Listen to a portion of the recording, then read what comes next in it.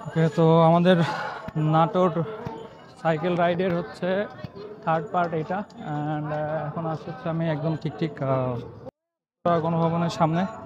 তো টিকিট নিয়েছি, টিকিট হচ্ছে একটা 30 টাকা নিছে। অ্যান্ড সাইকেল রাইডে সোলো আসলে একটা সমস্যা হচ্ছে যে ছবি তোলার কেউ থাকে না, একা একা ছবি ওঠা অ্যান্ড এভরিথিং কষ্টকর হয়ে যায়। আমি হচ্ছে এখন গণভবনের ভিতরে। আর সাইকেল এখানে রাখা সেফ কিনা আমি জানি না, টিকিট কেটে যেহেতু ভিতরে রেখে আসছি আমার মনে হয় সেফ হওয়ার কথা। Otherwise I have no idea. যদি সেফ না হয় তাহলে তো আমার মারা, কারণ আমার সাইকেল যদি হারায় যায় তাহলে আজকে টোটাল রাইড আমার কমপ্লিট হবে না। অলরেডি আমরা আসছি হচ্ছে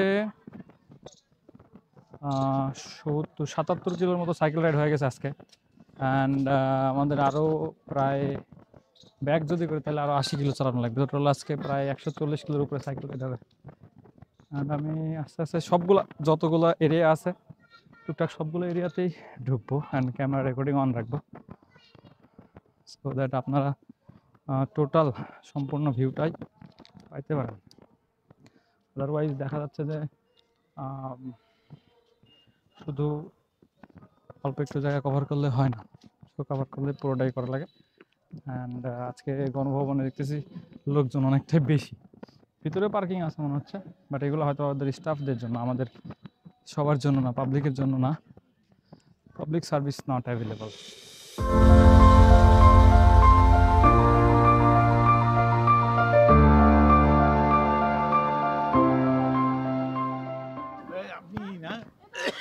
জি, আমি টুকটাক ফেসবুকে কন্টেন্ট বানাই আর কি। আমার বাসা পাবনা। আমি সাইকেল রাইড দেই আর হচ্ছে টুকটাক রেকর্ড টেকর্ড করি, আপলোড করি এরকম। জি, তো এটা হচ্ছে যে নতুন নতুন যখন আমি রেকর্ড করতাম তখন হচ্ছে এই জিনিসটা ব্যাপক মাত্রায় হিট করতো। সেটা হচ্ছে যে এই যে শাইনেস ব্যাপক ইফেক্ট করতো। আর এখন মানে আস্তে আস্তে রেকর্ডিং করতে করতে এখন ব্যাপারটা অনেকটা ইজি হয়ে গেছে। যদিও এখনও আমি কমপ্লিটলি একদম ক্লিয়ার থাকতে পারি না, একটু একটু শাইনেস কাজ করে।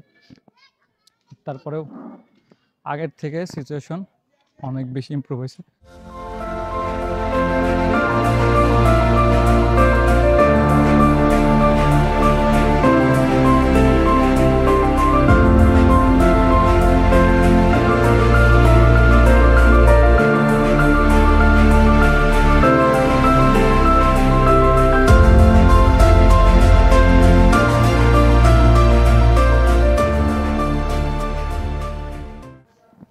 ওই এই পাশে ছবি তোলার মতো জায়গা আছে কিছু, বাট আজকে কষ্ট যে হচ্ছে আমি আজকে একা কাটছি, আমার সাথে কোনো রাইডার নাই।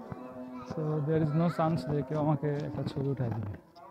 তো এখানে একটা সেলফি নিয়ে আসছে। আমি আসলে প্রত্যেকটা প্লেসে যাচ্ছি একটা সেলফি উঠতেছি। আমি ওইখানে নাটোরের জেলা পরিষদের যে বিল্ডিং ছিল নাটোর জেলা পরিষদের, ওখানেও গেছি, সেম ওখানে একটা ছবি উঠাইছি। আসলে মেন টার্গেট এরকম টাইপের যে ছবি উঠাও আর নিজের মতো করে ঘোরাফেরা করো, এইটুকুই। সো উত্তরা গণভবন নাম শুনে যদি আপনারা অনেকে ভাবেন যে এটা ঢাকার উত্তরায়, বাট ভুল করবেন। এটা হচ্ছে নাটোরের, এই জায়গার নাম হচ্ছে দীঘাপতিয়া মেবি এরকম টাইপের নাম হবে। আর এটা হচ্ছে নাটোর শহর থেকে 2 থেকে 3 কিলোর মতো দূরে হবে আর কি। 1972 সালে যখন দেশ স্বাধীন হয়, স্বাধীন হওয়ার পরে যখন বঙ্গবন্ধু শেখ মুজিবুর রহমান ছিলেন হচ্ছে বাংলাদেশের প্রধানমন্ত্রী, তো ওই সময় হচ্ছে উনি এই যে রাজার যে রাজপ্রাসাদটা ছিল এটার হচ্ছে নাম পরিবর্তন করে নতুন করে নামকরণ করেন হচ্ছে উত্তরা গণভবন। এখানে হচ্ছে আমি আপনাদেরকে একটা জিনিস দেখাইতে পারি নাই, সেটা হচ্ছে যে ওই পাশে হচ্ছে আপনার সংগ্রহশালা আছে একটা, কিন্তু সংগ্রহশালা দেখানোর সুযোগ নেই, কি জন্য হচ্ছে ওইখানে ভিতরে ছবি তুলতে দেয় না। সো আমি চাইলেও আপনাদেরকে দেখাতে পারতাম না।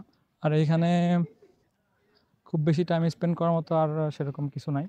সামনে একটা বিল্ডিং আছে, এটা দেখি আমি, এটা আসলে কী বিল্ডিং আমার আইডিয়া নেই। এখানকার থেকে জাস্ট খালি রেকর্ড করে নিয়ে ওই পাশ দিয়ে বের হয়ে চলে যেতে হবে, কারণ we still have a lot more to explore.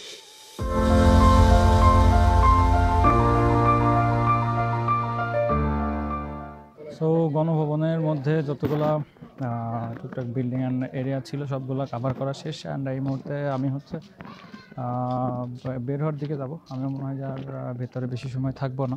যে নাটোরের যে সাইকেল ট্রিপ ছিল এটা হচ্ছে 3rd প্লেস। সো 3 নম্বর জায়গা যেটা আমাদের ঘুরে দেখা শেষ। অ্যান্ড খুব দ্রুত আমরা এখান থেকে বের হয়ে যাব। অ্যান্ড পরবর্তীতে যদি আমরা সামনে আরও কোনো নতুন জায়গা পাই, আমি যদিও জানি না, গুগল ম্যাপ দেখতে হবে আমার, যদি আশেপাশে কোনো জায়গা পড়ে তাহলে সেইখানে যাব। অ্যান্ড ওইখান থেকে এক্সপ্লোর শেষ করে ফাইনালি আমরা বাড়ির দিকে যাব।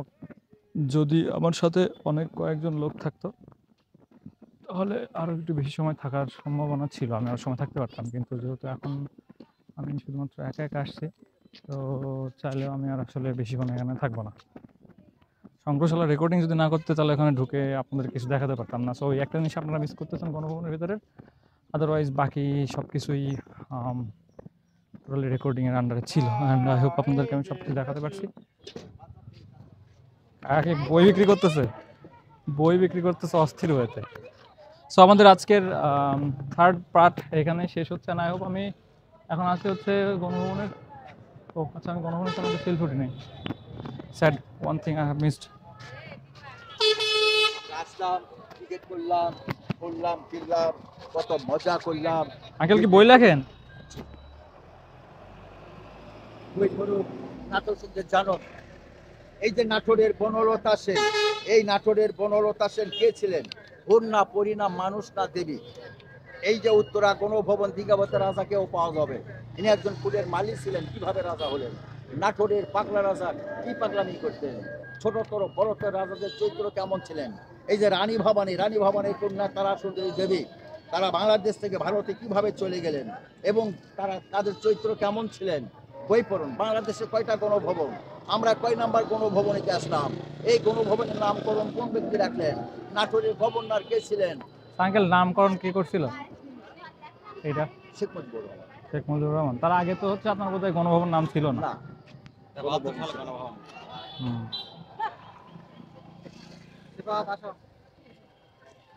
ধন্যবাদ। আমি হকার নয়, আমি বইটার মধ্যে আছি, আমার তথ্য সংগ্রহকারী। বই পড়ুন।